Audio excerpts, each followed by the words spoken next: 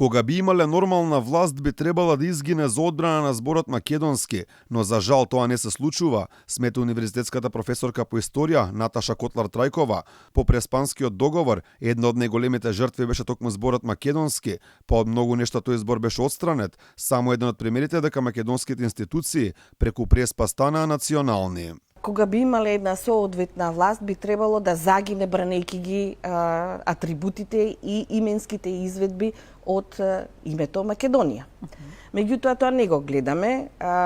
За жал, имаме една надворешна политика која што повеќе се грижи како би требало да се однесуваат оние другите од другата страна, а не од македонска страна. Според Котлар-Трајкова со Преспанскиот договор, но и со оној со Бугарија, власта погазила по се она за што со години воделе борба македонците. Ние сега тоа што си го создадовме по пат на борба, си го анулиравме, да бидеме искрени. Бидејќи, според тој договор, ние имавме промена на уставот и доживеавме да ни биде името Република Северна Македонија.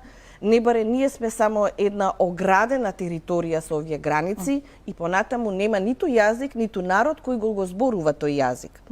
Мислам дека треба многу сериозно да се реагира на таа ситуација. Професорката смета дека со потезите направени последниве години, власта постигнала да смееме да бидеме се, освен македонци. Кај Преспанскиот и 7-миот член е многу сериозен околу нели именката и придавката.